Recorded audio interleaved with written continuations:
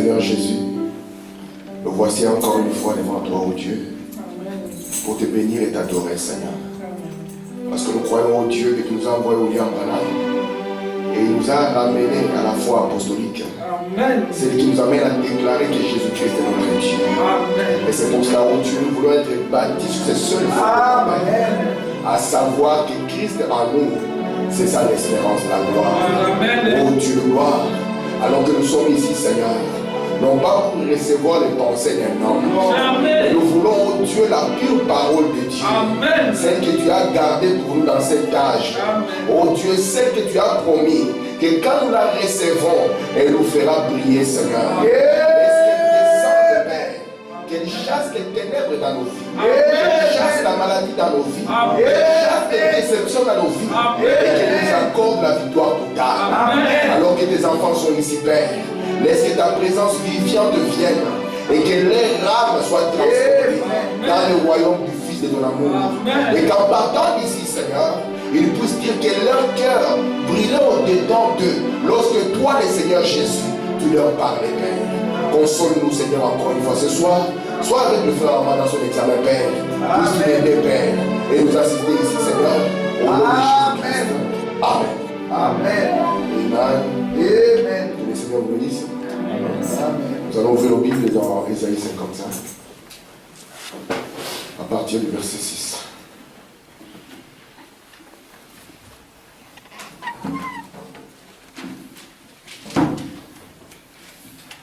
Ésaïe 55, je vais lire là où nous sommes en train de lire tous ces jours, verset 6 au verset 13. La Bible dit ceci. Cherchez l'Éternel pendant qu'il se trouve, invoquez-le tandis qu'il est prêt. Amen. Que le méchant abandonne sa voie et l'homme d'iniquité ses pensées. Qu'il retourne à l'Éternel qui aura pitié de lui. À notre Dieu qui ne se lasse de pardonner. Amen. Car mes pensées ne sont pas vos pensées, et vos voix ne sont pas mes voix, dit l'Éternel. Autant les cieux sont élevés au-dessus de la terre, autant mes voix sont élevées au-dessus de vos voix, mes pensées au-dessus de vos pensées.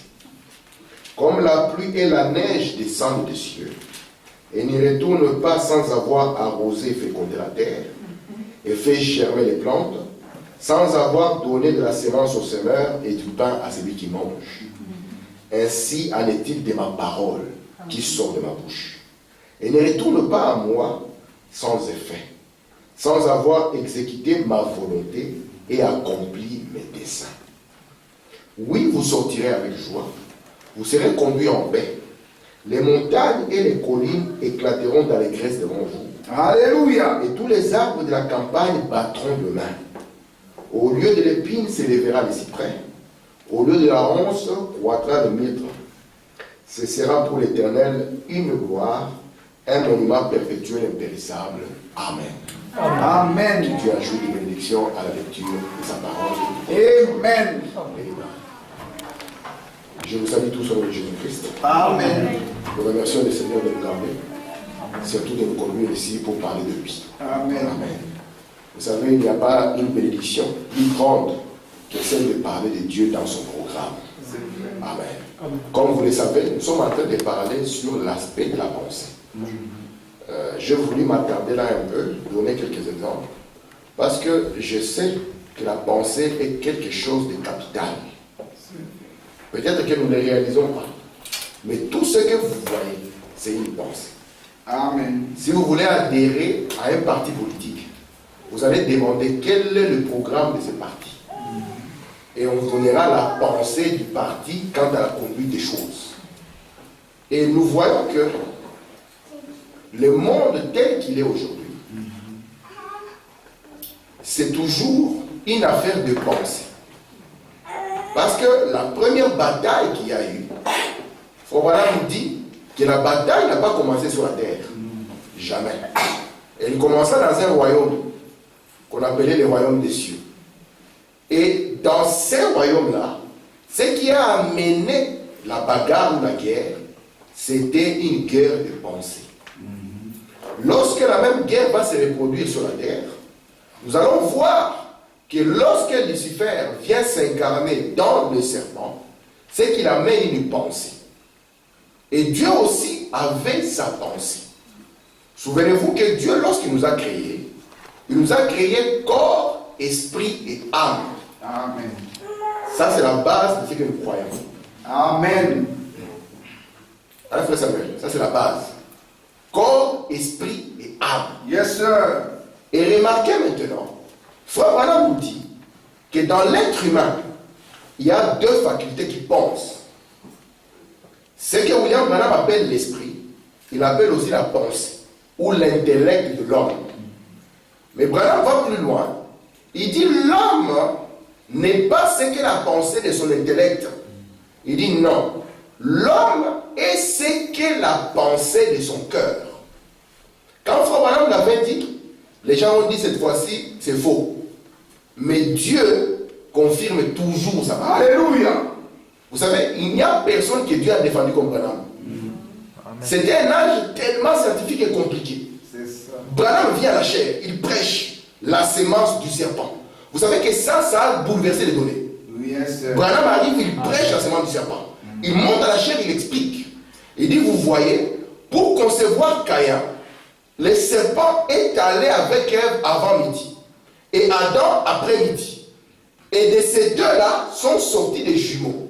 Les gens qui étaient des scientifiques, des anatomiciens. Alléluia. Ils ont dit, impossible.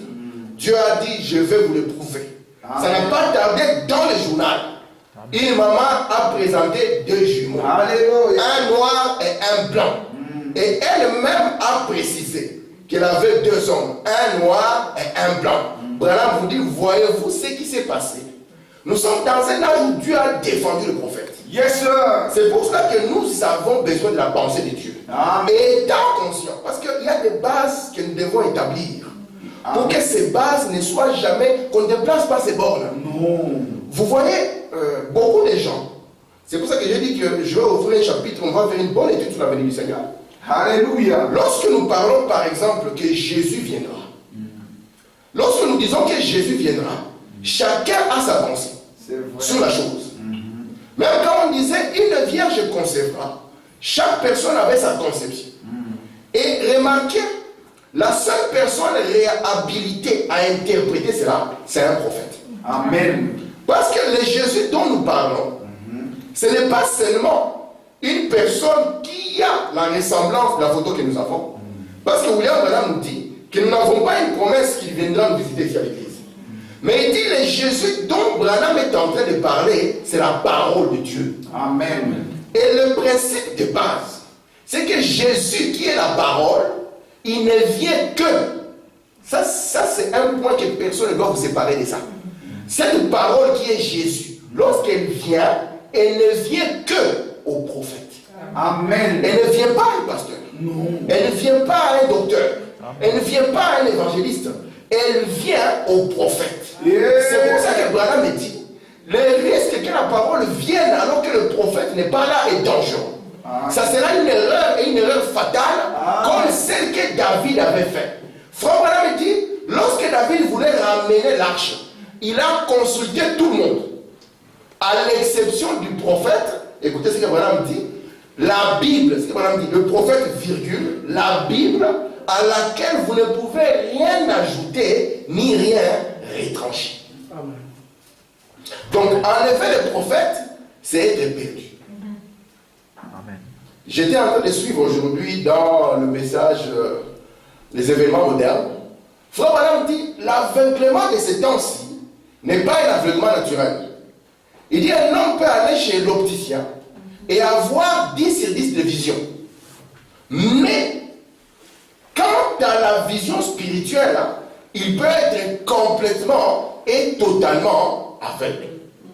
Et quand est-ce qu'on parle de l'aveuglement? C'est lorsque l'homme ne parvient pas à avoir la pensée de Dieu. Vous êtes avec moi? Amen.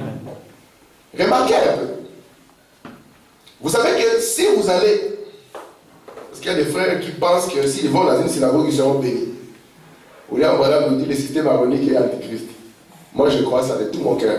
Ils n'ont rien à vous donner. Ils ne peuvent pas vous donner quoi que ce soit. que même la prêtrise sur laquelle ils sont bâtis ne peut pas amener quelqu'un à la perfection. Amen. Remarquez maintenant, ces gens-là, comme ils ont manqué le prophète, qui était Jésus-Christ, la pensée de Dieu ne leur fut pas donnée. Et comme nous avons vu le mercredi passé, la grande erreur qui était dans la Bible de Louis II, une erreur dans la Bible de Louis II. Louis II, on a lu dans Ecclésiaste 3, verset 11. Et nous avons découvert que Louis II s'est complètement entremêlé les personnes. Et heureusement que nous avons William Branham. Amen. Lui, il nous ramène. Regardez maintenant, je vais commencer par une citation. Je vais lire dans La parole parlée et la sémence originelle, première partie, au paragraphe 67. Frère Branham nous dit là-bas, maintenant, la prochaine chose que je tiens à dire, c'est que je ne crois pas que la Bible se contredit. Amen. Donc si on parle de la Bible ici, moi je parle de William Branham. C'est ça la seule Bible que nous avons. Moi, si je vois un homme qui prend la Bible et commence à l'interpréter pour moi, je tremble en moi. Je dis, il y a un risque là-bas. Vous savez ça? Il y a un risque. Un homme, il passe mal l'écriture comme ça, il vient devant vous, il commence à l'interpréter. Mais c'est dangereux. Parce que la Bible avait dit, heureux c'est lui qui lit, heureux c'est là qui écoute. Or, c'est lui qui lit, c'est l'œil. Et l'œil, c'est le prophète. Amen. Et Branham dit, je ne crois pas que la Bible se contredit. Je crois que ce message de la Bible, c'est la même inspiration. C'est pour ça que ne vous étonnez pas de voir que chaque jour la Bible va produire des dénominations, des interprétations des choses. Ne vous étonnez pas de voir que chaque jour, dans les milieux dits du message, vous aurez aussi des interprétations. Parce que c'est la même inspiration. Mais Branham dit que cela ne se contredit pas. Il continue. J'ai adressé un défi. Nous aussi, c'est des défis que nous nous tenons. Amen. Un jour, il y a des gens qui ont attaqué William Branham. Moi, quand on attaque Frère Branham, je ne laisse pas. C'est la seule chose que je ne laisse pas. Il y avait des anciens frères. Leur spécialité, c'est aller chercher, dire qu'ils cherchent des erreurs dans Frère Branham. Écoutez comment ils ont accusé notre prophète. Vous savez que Frère Branham a dit que Michael, l'archange, était Christ. Amen. Et les témoins de Jéhovah disent que Michael, c'est Jésus. Vous voyez ça? Vous êtes là? Oui. Les témoins de Jéhovah disent que l'archange Michael, c'est Jésus. Alors, le monsieur là dit, vous voyez, Branham a plagié les témoins de Jéhovah. Parce qu'il a dit que Michael était Christ. Moi, je lui ai écrit. Est-ce que vous savez, les occasions où on laisse pas? Je lui ai écrit. Je lui ai dit, depuis tous les temps que tu as passé dans le message de Branham, avant de l'abandonner, tu ne connais pas la différence entre Christ et Jésus. Amen. Vous savez qu'il y a une différence entre Christ et Jésus. Amen. Frère Branham dit que Noé était Christ. Amen. Amen. Amen. Moïse. Moïse était Christ. Amen. C'est pour ça que Branham dit que la personne qui était venue devant Abraham, c'était Jésus-Christ réincarné. Oui, amen. Moi je dis, tout ce temps que tu as passé dans les milieux du message, tu n'as pas pu. Parce que Branham nous a amené une pensée claire du plan de Dieu. Amen. Vous savez, Frère Branham était conscient quand il a commencé à prêcher son message. Parce que vous devez être connecté à Dieu pour comprendre les étapes du ministère de Frère Branham. Frère Branham avait différentes phases dans son ministère. Il avait le premier poule, le deuxième et le troisième poule. Et les gens ne comprenaient pas les changements de ministère dans la vie de Frère Branham. Frère Branham s'est occupé de l'âge de la Odyssée. Après un moment, il a déclaré que lui, ça avait fini. Et nous devons être attentifs pour comprendre ces passages de cette étape à cette autre étape. Parce que devant nous se tiendront deux Branham. Il y aura un Branham messager de l'âge de la Odyssée. Et il y aura un Branham, alors que c'est toujours la même chose qui est utilisée, alors que c'est Christ qui est derrière, hein, messager de l'épouse. Vous êtes là? Amen. Écoutez, Frère Branham. La Bible ne se contredit pas. C'est vous qui contredisez la Bible. Amen. Dieu ne peut pas se contredire. S'il est fait, alors il n'est pas Dieu. Si cette parole est Dieu, et si elle est contradictoire, alors vous faites de Dieu quelqu'un qui se contredit. Alors, où est votre Dieu dans ces cas-là? C'est là que ça se corse, que ça se complique, n'est-ce pas? Si Dieu se contredit, il ne vaut pas plus que moi ou pas plus que vous, puisqu'il se contredit. La parole est là, elle est cachée aux yeux des sages et des intelligents. C'est pour ça que Dieu a dit, autant les cieux sont éloignés de la terre, autant mes pensées sont éloignées du pensée de la chair. Amen. Et remarquez, lorsque Dieu est venu devant Abraham, il a montré à Abraham, il dit, tes enfants, c'est comme les sables de la terre. Et puis non, ils ne restent pas les sables de la terre. Ils sont capables de quitter la pensée charnelle et de s'élever dans la hauteur. Amen. Amen. Vous comprenez cela? C'est pour ça qu'il dit que le méchant abandonne sa voie. Frère Branham, dans l'exposé, il dit, s'il y a une chose pour laquelle nous devions prier, c'est la révélation. Amen. Plus que l'argent, plus que les histoires, la première chose pour laquelle nous devions prier, c'est la révélation. Parce que c'est la plus grande chose qui peut être donnée à la vie d'un homme. Amen. Connaître Dieu quand il est en train de faire quelque chose. Frère Branham dit que l'homme aime glorifier Dieu pour ce que Dieu a fait. Il aime glorifier Dieu pour ce que Dieu fera. Quant à voir ce que Dieu fait maintenant, vous voyez, parfois nous parlons de ce que Dieu a fait dans la vie de William Branham, n'est-ce pas? Oui. Si je me mets à parler de ce que Dieu a fait, William Branham dit ça c'est Jésus hier, dans Allumer la lumière. Il dit c'était Jésus hier. Parce que Branham a parfois des déclarations qui sont très choquantes. Il vous dit qu'il y a une seule vision. Quand lui il avait, ça allait terrasser. Une seule vision. Il dit, mais que pouvez-vous dire maintenant?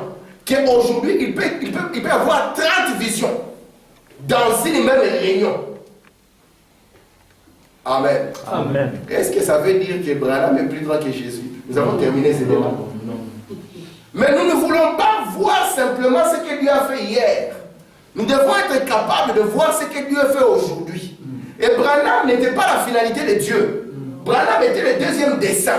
Vous comprenez? Parce que le but final de Dieu, c'était que Dieu devait venir s'établir dans chaque membre de l'épouse. Amen. Et la manière dont Dieu s'établit dans les membres de l'épouse, c'est au travers de sa pensée. Parce que ce que nous appelons la pensée, c'est ce que nous appelons la révélation. Ce que nous appelons la révélation, c'est ce que nous appelons aussi la foi. Remarquez ce que nous avions dit par rapport au subconscient. Nous avons montré que il y a les trois choses. Nous avons la parole parlée, qui est la parole de promesse, qui est la pensée de Dieu. En deuxième lieu, nous avons notre état conscient. Et puis, plus bas, nous avons notre subconscient. Et remarquez, quand l'homme est charnel, et qu'il est incapable de comprendre ce que c'est la parole parlée, vous savez que la parole parlée n'est que l'expression d'une pensée. Donc sans la pensée, il ne peut pas y avoir de parole. Donc je vais vous montrer après comment est-ce qu'on peut exprimer une pensée comme parole. Ça ne veut pas dire simplement les dire exactement des lèvres. On peut les dire de plusieurs manières. Je vais vous donner l'exemple. Vous savez que l'atmosphère est quelque chose qu'on ne cache pas. Si je n'aime pas Frère Benjamin, je peux faire semblant. Mais quand Frère Benjamin sera en contact avec moi, il les sentira. Quand vous entrez dans une maison, si vous n'êtes pas la bienvenue, vous allez automatiquement les sentir. Peu importe le nombre de coca qu'on va mettre devant vous. Frère Branham dit, vous ne savez pas les dons que je porte, combien c'est lourd. Parfois l'homme il vient devant les autres, il embrasse Frère Branham. Oh Dieu te bénisse Frère Branham, je t'aime. Frère Branham dit, je vois dans son cœur qu'il m'aime. Et nous savons que la haine est du diable. Amen. Amen. Remarquez maintenant, la parole ne peut pas exister si premièrement il n'y a pas de pensée. C'est pour ça que la pensée c'est l'éternité. Amen. Si vous n'étiez pas dans la pensée de Dieu, peu importe ce qui arrive, peu importe le nombre de baptêmes que vous pouvez avoir, peu importe le nombre de brochures que vous pouvez lire, peu importe le nombre de jeûnes de prières que vous pouvez faire, vous ne comprendrez jamais cette histoire. Parce que la parole n'est que la pensée qui est exprimée. Et Dieu, dans sa pensée, c'est là où il a fait les promesses. Mais sachez que les paroles de Dieu et la manière d'y accéder, ça n'a rien à voir avec la manière dont l'homme pense. Vous savez que depuis la nuit des temps, maman, la plus grande bénédiction, c'est de voir l'écriture est accomplie. Amen. Mais pourtant, la voir, c'est la plus grande grâce. Parce que ça a toujours été compliqué. William Branham dit, lorsque Jésus était en train de monter sur les petits ânes qui venaient, et que les gens criaient, Hosanna, fils de David. On pensait que c'était le millénium, hein, le trône. Hosanna, fils de David. J'ai un film des enfants. Judas, là, il était prêt. Il a dit, attaquons les Romains. Le temps est arrivé. Il criait, Hosanna, fils de David. Remarquez, si vous n'étiez pas branché dans le plan de Dieu, vous ne pouviez pas savoir quel rôle Dieu est en train de jouer. Quand on va voir l'avenir, vous verrez que ce sera merveilleux. Je vais commencer déjà à le placer. Comment ça sera merveilleux? Parce que notre Dieu, il ne peut pas penser une promesse et ne pas la tenir. Amen. Mais le problème, c'est la manière dont Dieu, il tient ses promesses. Les gens à Azusa Street, maman, ils ont prié pour que William Branham vienne. Ils ont pleuré. Ils disent, Seigneur, envoie-nous Élie. Et Dieu, comme il est fidèle, Dieu a envoyé Élie. Est-ce que Azusa Street et les pentecôtistes l'ont reçu? Non. Pourquoi? Parce que Frère Branham dit, l'histoire ne change pas. Amen. C'est pour ça que Branham, lorsqu'il nous dit, maman, que l'épouse va atteindre une sphère où elle va prononcer la parole et que la parole va se matérialiser, cela ne sera pas une nouvelle chose. Parce que le Fils ne fait rien sans avoir regardé premièrement au Père. Et c'est pour ça que je veux que nous puissions voyager vers le Père pour voir comment lui a amené toutes choses à création. Amen. Et Dieu, ce qu'il a amené à création, donc sa parole, n'était que la réalisation de sa pensée. Dieu ne comptait pas sur un hasard. Il n'était pas là en train de dire, peut-être que demain ça marchera. Non. Dieu avait un plan. Il avait visualisé un programme complet. C'est pour ça que quand nous prions, nous disons, Seigneur, ces jours-ci, tu l'avais connu dès avant la fondation du monde. Amen. Et c'est pour ça qu'en Dieu, il ne peut pas y avoir de contradictions. Si vous voyez quelqu'un dire que William Branham s'est contredit, sachez que c'est lui qui contredit Frère Branham. Amen. Mais Branham me dit, ça fait 30 ans que je prêche ce message et je n'ai rien changé. Un jour, je parlais à ma femme, Frère Branham était en train de vociférer contre les femmes. Il y a un jeune homme, Frère Branham avait pris de l'âge. Le jeune homme a dit à Branham, parce que tu es vieux, que tu ne connais pas la vie. Hein, maman, tu es vieux, tu ne connais pas la vie. Frère Branham dit, j'ai prêché comme ça depuis que j'étais jeune. Amen. Amen. Branham n'a pas changé sa pensée. Rien du tout. Si vous étudiez, prenez les écrits de Frère Branham, vous allez voir qu'il n'a rien changé. Il a juste commencé à accentuer ça. Il a commencé à accentuer ça. À accentuer ça. Mais Frère Branham ne changeait rien. Écoutez. Je suis dans l'arche intime de Christ au paragraphe 80. Qu'en serait-il si moi aujourd'hui, je ne voulais plus de mes yeux, en laissant comme les crèves, si je refusais de garder mes yeux, je prenais quelque chose et me les crevais. Je ne veux donc pas voir. C'est ce qu'il en est spirituellement. Si un homme refuse de plonger son regard dans la parole de Dieu pour voir le plan et de voir Dieu, il se crève automatiquement les yeux. Il ferme lui-même ses yeux aux choses de Dieu. Quel jour, quel temps. Et les yeux que Dieu nous a donnés, c'est le prophète. Donc si nous enlevons les yeux, automatiquement, nous entrons dans les ténèbres. Parce que, vous voyez, l'âge de la Odyssée finit par des ténèbres profondes. C'est l'un des fléaux. Que les ténèbres seront épaisses qu'on les touchera. Et remarquez, William Branham dit que qui vit dans les ténèbres, c'est la Bible aussi, c'est la personne qui est aveugle. Et elle est aveugle pourquoi? Parce qu'elle n'a pas compris la pensée de Dieu dans le jour dans lequel la personne vit. Vous êtes avec moi? Amen. Premièrement, Dieu ne nous a pas placés ici sur la terre pour nos propres histoires. Non, c'est faux. Comment c'est faux? Dieu n'a pas placé Tim ici pour qu'il épouse Nicole, il a ses enfants, il fasse ses affaires, et puis il est content. Et puis à la fin, oh, Oui, il était un bon monsieur. Non, monsieur. Dieu a placé Tim ici pour qu'il fasse partie de ses plans. Amen. Parfois, nous pouvons nous demander pourquoi nous nous trouvons dans ces pays présentement. Nous pensons que ce n'est pas un hasard. C'est Dieu qui savait qu'à un certain moment de notre vie, nous devions nous trouver dans ces pays. Amen. Et que dans ces pays, nous allions y jouer un certain rôle. C'est pour ça que Branham dit, nous devons plonger nos yeux dans le plan. Le problème, ce n'est pas le nombre de citations et de versets en masse. Ce n'est pas ça. Vous pouvez voir un homme qui sort là-bas. Vous voyez, Salomon avait 500 femmes. Ou avait 1000 femmes. David en avait 500. Frère, commence à te marier dès ce soir. C'est des versets qu'il donne. Frère Branham, il nous dit que lorsque la colonne de feu vient, elle traite toujours du problème du mariage et du divorce. Amen. C'est pour ça que lorsqu'elle est descendue du temps de Moïse, les gens sont venus.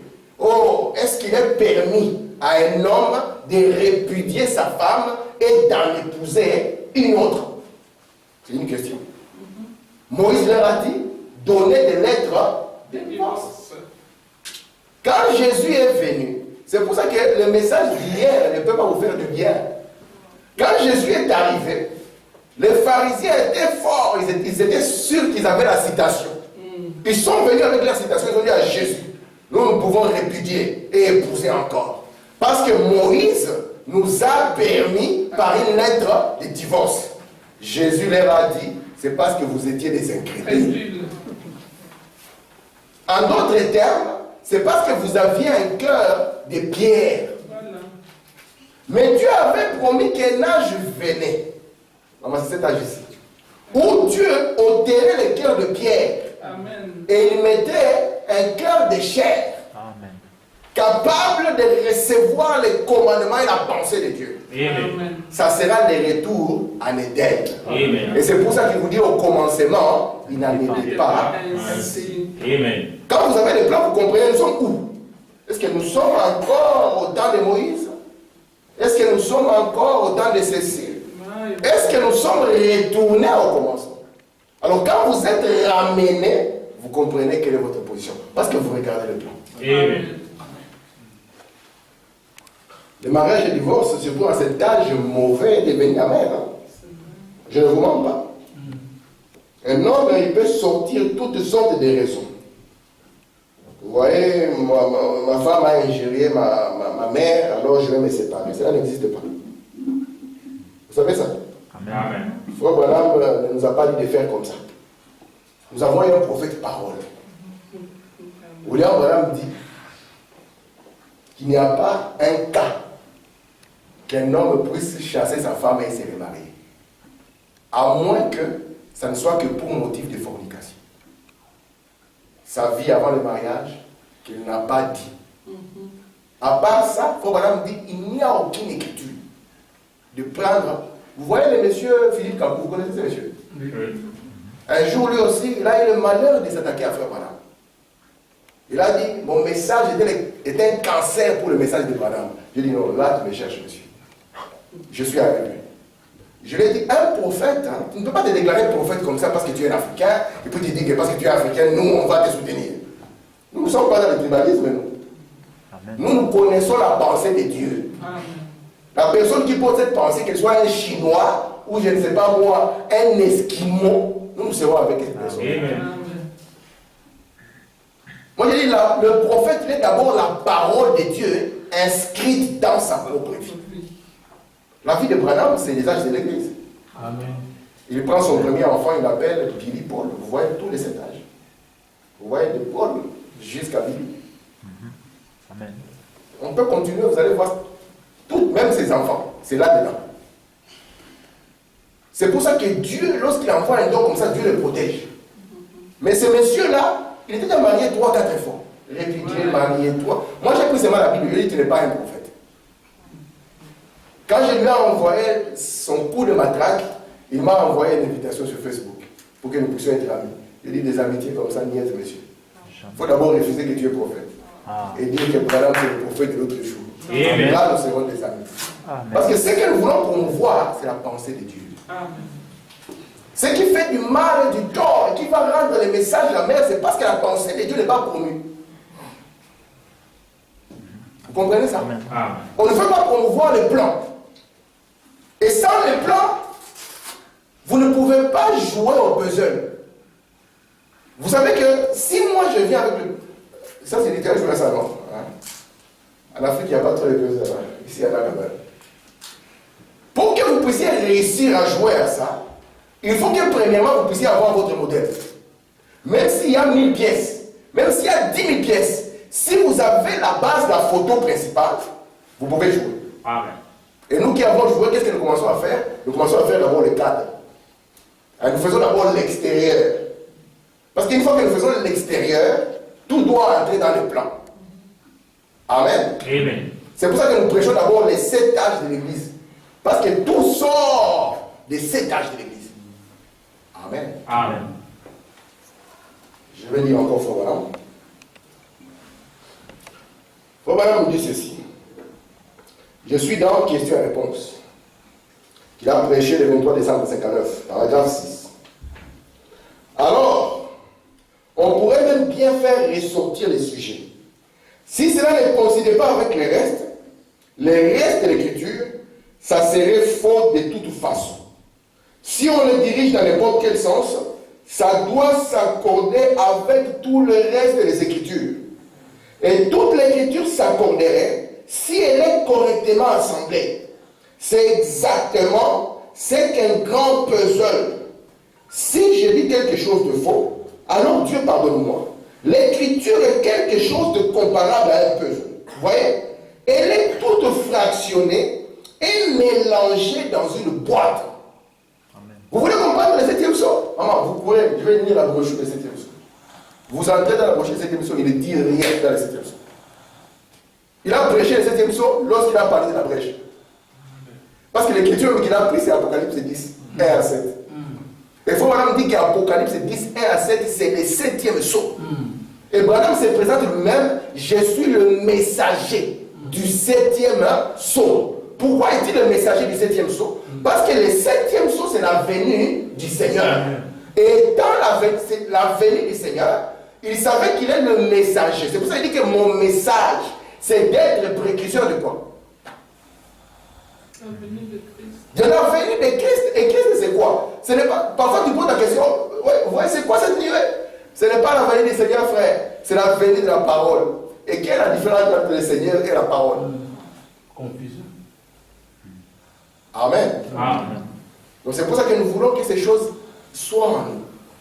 Quand ces choses sont en nous, lorsque nous verrons les promesses de Dieu, nous saurons aussi comment y répondre. Amen. Parce qu'un jour, Job était dans des épreuves. Et la pensée de Dieu lui échappait.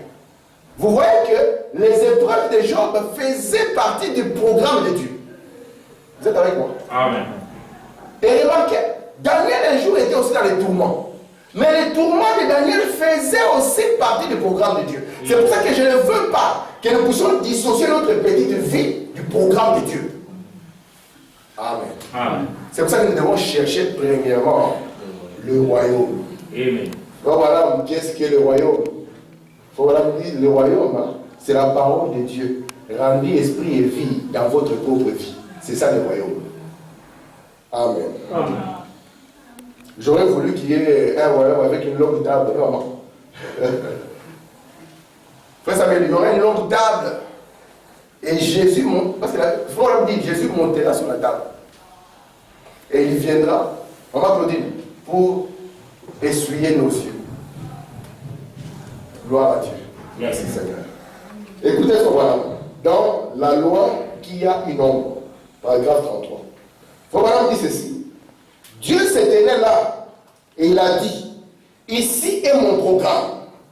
Maintenant, une parole, au commencement était la parole. Une parole, c'est une pensée qui est exprimée. Dieu a pensé à cela. C'était premièrement une pensée, et quand il l'a exprimé, cela est devenu une parole. Donc la seule manière pour que la pensée puisse entrer en scène, parce que la parole c'est l'outil par lequel on amène la pensée à être matérialisée. Vous comprenez ça? Je répète, la parole, c'est l'outil avec lequel on amène la pensée à être matérialisée. En d'autres termes, si moi j'étais menuisier et que j'ai conçu une chaise, vous voyez, lorsque je prends les outils, ça pour moi ça représente la parole. Parce que ce que je fais là, c'est l'expression de ma pensée. Amen. Je l'ai dit à dessein. Parce que ce que nous oublions, Frère Branham nous a dit qu'étant un chrétien, nous devons avoir un filtre. Vous êtes avec moi? Un chrétien doit avoir un filtre. Et ce n'est pas n'importe quel filtre, c'est le filtre d'un homme qui réfléchit et qui produit un certain goût. Où là, madame dit, ça produit un goût sain. Pas un goût souillé. C'est le filtre d'un homme qui réfléchit. Et ce filtre, à quoi il sert? Ce filtre sert à bloquer ce qui n'est pas le programme de Dieu. Parce que nous avons lu avec vous que le subconscient communique avec le conscient. Il dit, ici nous avons le capitaine et ici nous avons l'ingénieur. Branham nous dit, les ordres viennent d'ici et descendent. Et vice versa. Amen. Amen. C'est pour ça que parfois, nous oublions que ce que nous appelons la parole, c'est aussi nos propres actes. Vous me comprenez là? Amen. J'ai dit ceci. Lorsqu'un menuisier a pris ses outils, ce qu'il fait là, c'est qu'il est en train d'exprimer la pensée. C'est qu'il est en train d'outiller sa pensée. Vous comprenez ça? Amen. Ok, continuons. Frère dit ceci dans Christ est révélé dans sa propre parole. Il dit maintenant, voilà pourquoi le prophète, le paragraphe 112, fixait continuellement son attention sur ce que Dieu avait dit, non sur ce que les hommes pensaient, sur ce que l'époque pensait, sur ce que l'Église pensait, sur ce que les royaumes pensaient, mais sur ce que Dieu pensait. Il ne faisait que traduire les pensées de Dieu en paroles. Parce qu'une parole est une pensée qui a été exprimée. Alors vous saisissez à présent. La parole est une pensée exprimée. Le prophète attendait donc les pensées de Dieu. Et quand Dieu lui révélait ses pensées, il exprimait cela en parole. Ainsi dit le Seigneur. Amen. Amen. Je vais lire encore deux citations.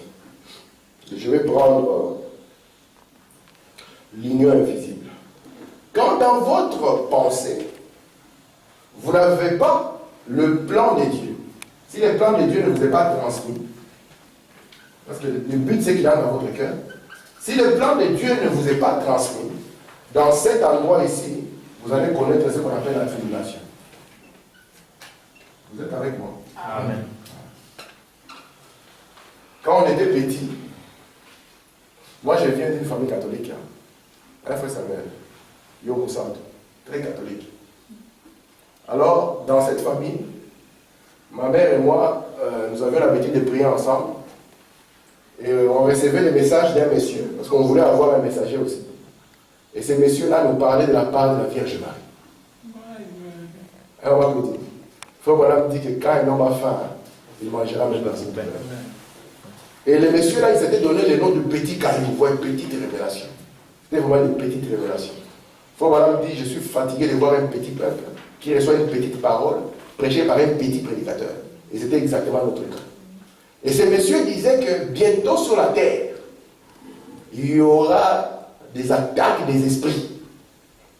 Des esprits qui vont parcourir les rues.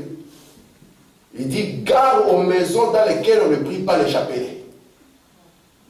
Parce qu'ils vont entrer, ils vont traumatiser les gens. Moi, j'étais convaincu que ça va se passer. Alors là, on s'accroche au chapelet du mieux qu'on peut. Si on n'a pas la pensée de Dieu, ça sera horrible. Je ne vous mens pas. Parce que ces messages vont devenir, vous allez voir avec le temps. Hein.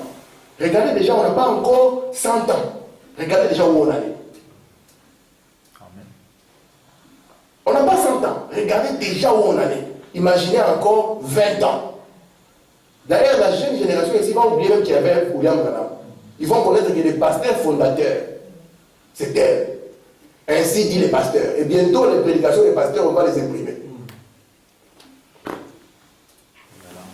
Je vous dis la vérité. Amen. C'est pour ça que nous insistons sur la pensée. Branham dit que c'est le prophète qui reçoit la pensée. Et il la transmet fidèlement parce qu'un prophète est fait de manière à ne pas dire ce qu'il pense. Amen. Vous savez, il y a deux parties dans William Branham que les gens ne comprennent pas. Il y a une partie où Branham répète simplement l'écriture. Nous ne mourrons pas tous nous serons changés. Branham ne fait que répéter l'écriture. Si toi tu prends ça, tu bondis. Dieu d'abord, premièrement, n'est pas un schizophrène.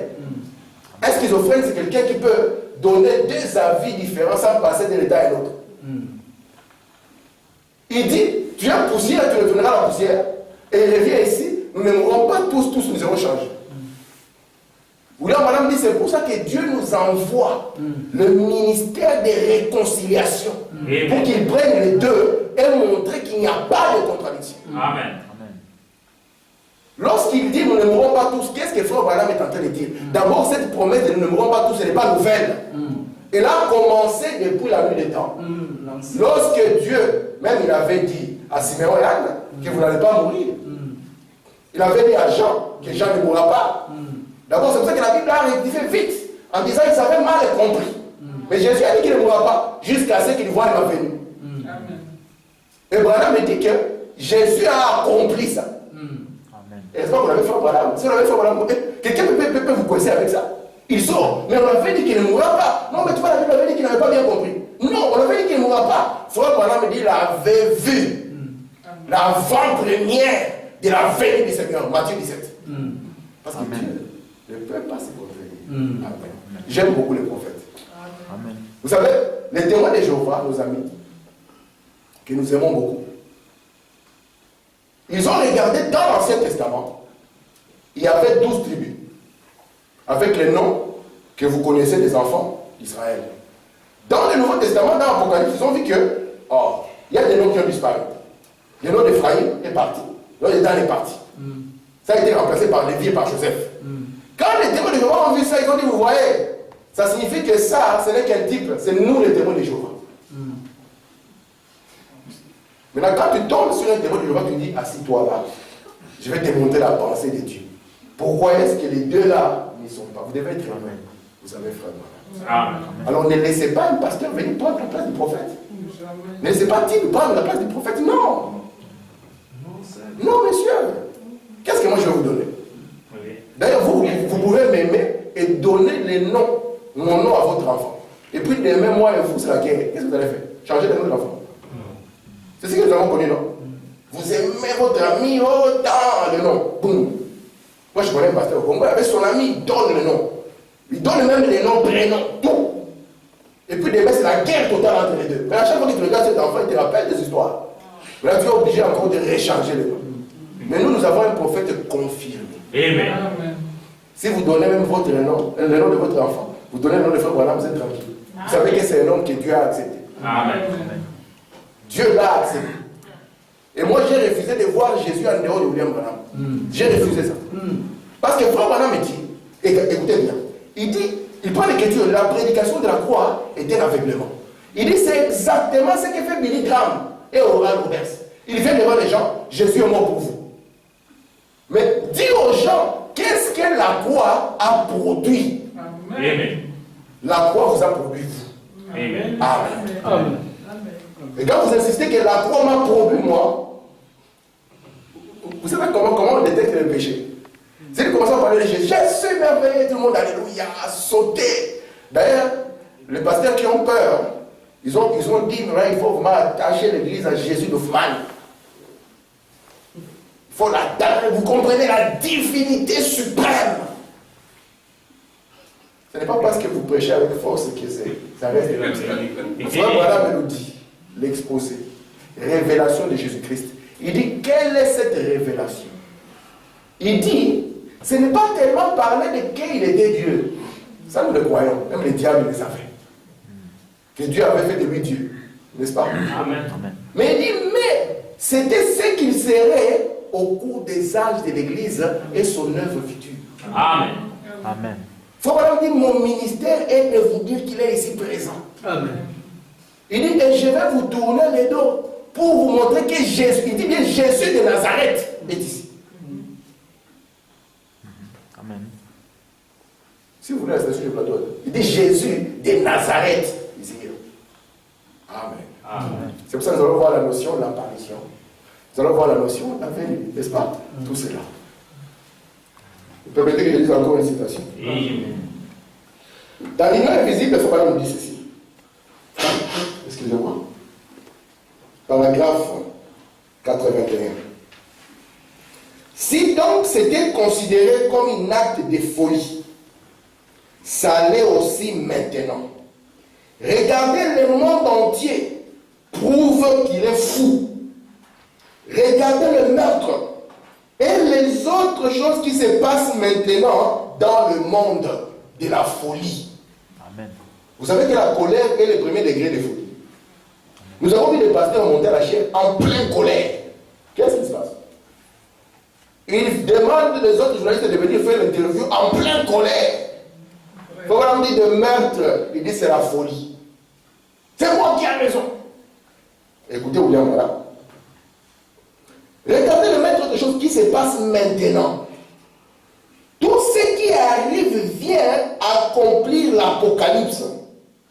Il se peut que nous y arrivons cette semaine où les choses hideuses, ce ne sont pas des choses appartenant au monde naturel. Ce sont des choses qui passent dans l'esprit et qui font que les gens demandent à grands cris que les rochers et les montagnes et tout le reste tombent dessus. Quand vous manquez la pensée, vous allez devenir fou. Faut vraiment dire, ils chercheront la mort. La première fois, la mort refuse un rendez-vous. C'est la mort en soi. Elle ne viendra plus. Vous êtes avec moi? À grand cri. Il faut vraiment dire, ce n'est pas dans le monde naturel. Il n'y a pas un jour où vous allez crier une montagne en fait. Non. C'est lui qui vous dit ça, vous lui dites papa, avant de commencer. Il faut d'abord histoire annoncer. Alors là, vous racontez votre histoire. Parce que Branham dit ici, il dit ça se passera dans le monde de l'esprit, dans le monde de la pensée. Parce que l'homme n'a pas reçu la pensée de Dieu. Et son esprit sera la folie. Vous voyez seulement quand vous n'êtes pas d'accord avec un homme. Vous savez, c'est terrible. Hein? C'est naturel qu'un homme puisse ne pas être d'accord avec un autre homme. C'est naturel. Branham dit, j'ai mon ami Jacques Moore. Il dit, nous n'avons pas le même avis sur le millénium. Il dit, mais je suis content que les Gélèques, les Gazam, les Asiles ne s'est pas mis entre moi et lui. Amen. Il continue à m'inviter à sa chair. Amen. Moi qui m'invitera. Si ce n'est pas cette petite chair auquel je peux prêcher. Et frère, si j'arrive,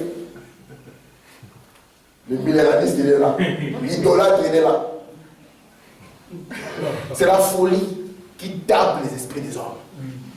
Imaginez un peu Frère Branham en train de pointer quelqu'un. Frère Branham dit, respectez même le pape. Amen. Amen. Respectez même le pape. Branham était prêt à les rencontrer. Mais quand on a commencé à dire, tu vas t'agenouiller, Branham a dit non. Combien de fois nous nous agenouillons devant le pasteur aujourd'hui? C'est que notre prophète a refusé. Tu vois le monsieur là, papa et tout ça. Oh, papa quoi? Parce que lorsque la pensée de Dieu n'y est pas, c'est la tribulation. Il n'y aura jamais. Faut pas me dire, les fléaux. Comment faut pas m'expliquer même le plan des fléaux? Prenez le premier saut. Il dit ceci. Il dit que, comment ça se passe? Un mystère est annoncé. La personne qui saisit le mystère, c'est l'ange. L'ange, lui, sonne de la trompette. Nous allons parler aussi du mystère des vierges folles. Parce que lorsque nous allons parler des vierges folles, les gens vont dire les vierges folles sont chez les catholiques. Hein, maman? Il n'y a aucune vierge folle chez les catholiques. On va le montrer ici avec Foucault. Foucault dit, lui, le messager, saisit le mystère. Il le proclame. Et quand il le proclame, quand on arrive à la fin, vous savez qu'un messager vient à la fin de l'âge. Un messager ne vient pas au début de l'âge, il vient à la fin de l'âge. Donc quand Branham était venu, c'était la fin de l'âge de la Odyssée. Et Branham dit ceci, il dit, vous voyez cet âge de la Odyssée, il a fini dans le parler en langue. Vous savez que Jésus est mort en parlant en langue. Amen. Branham dit que l'âge de la Odyssée a fini dans le parler en langue. Et Branham va plus loin. Ce n'est pas un signe de réveil. C'est un signe de mort. Ça montre que le temps des gentils est terminé et que le royaume de Dieu est introduit. C'est ce qu'il faut nous dire. Parce que le messager il vient à la fin de l'âge. Le messager est venu. Le messager est parti. Vous attendez conclure des choses sans le messager. Mais c'est dangereux. Papa, maman, frères, sœurs, amis, enfants, accrochez-vous à ce ministère. Ne tentez pas de voir autre chose à part. Oh, vous voyez, non, c'est le message qui présentera le Seigneur. Qu'est-ce que le message? Le message et le messager sont un. Il n'y a pas de message sans messager. Parce que Noé ne peut pas apporter le message de Moïse. Moïse ne peut pas apporter le message d'Ézéchiel. Il a fallu un homme appelé William Branham. Et vous devez vous accrocher à lui tellement fort. Parce que c'est lui qui vous présente Jésus. Amen. Et Jésus, il n'est rien d'autre que la parole. Amen. Ne cherchez pas des sensations. J'ai vu une vidéo dans une église, ils ont pris la photo de moi. Moi, je l'aime beaucoup cette photo. Ils l'ont mis à la chair, vraiment très grand. Cette photo-là, ils l'ont mis dans le coin. Dans ce petit coin. Quand j'ai regardé ça, ça m'a fallu le cœur marrant. J'ai dit, notre prophète, il connaissait cette photo. Il n'a jamais manqué. Il n'avait pas que ça. Frère Branham avait beaucoup de photos de Jésus. C'est pour ça que je mettrai aussi quelques photos de Jésus ici. Frère Branham, il a fait d'autres photos de Jésus. Mais Branham avait insisté que cette photo soit derrière la chair. Comme un vrai témoignage. Et Frère Branham dit que peut-être qu'avec vos yeux, vous pensez avoir vu la colonne de feu. Il dit, ce que vous avez vu, ça peut être une illusion d'optique. La réalité totale, confirmée par Dieu. C'est ceci. Amen. Et aussi longtemps que la civilisation chrétienne, je vous donne ceci pour que vous teniez à ça. Amen. Amen. Est-ce que c'est un frère qui a appris ça? Non. Oh, viens dans l'église, comme ça tu prends la photo et tout ça. Aujourd'hui, on a des charlatans. Avec Photoshop, ils sont capables. Aujourd'hui, ils ne craignent plus rien. C'est la folie. Ils ne craignent rien. Il peut se mettre lui-même une lumière. Il ne craignent plus rien. Est-ce que j'ai mort? Non. Quand Sébastien font tout ce qu'il faut, vous pensez qu'il craigne encore? Non. C'est devenu son affaire, son truc à lui. J'ai dit, quand Branham est parti, on n'a pas entendu la famille Branham commencer la guerre pour récupérer les Branham Tabernacle. Et pourtant, il a un fils qui est prédicateur, Joseph. Vous avez suivi la vidéo, il dit, je prêche parfois 7 fois la semaine. Il dit, je suis un prédicateur. Mais on n'a pas entendu, c'était les tabernacles de mon père. Non. Amen. Si on n'a pas la pensée de Dieu, c'est la pure folie. J'ai dit la dernière citation. Il ne faut pas la dire ici. Je suis dans, et tu ne le sais pas, paragraphe 165. Voyez comme l'esprit suit par derrière.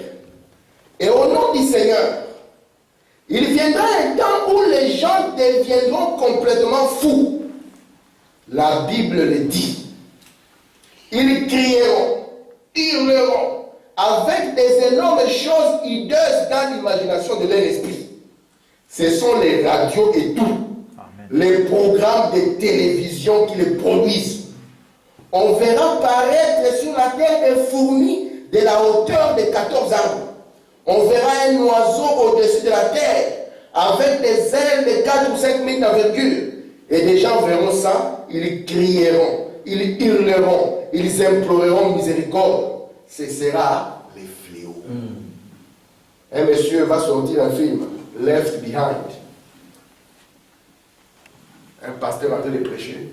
Dans l'église, il y a des gens qui sont en kilotre. Et puis, boum, l'enlèvement, la Bible tombe, et même la personne avec sa pilote est partie.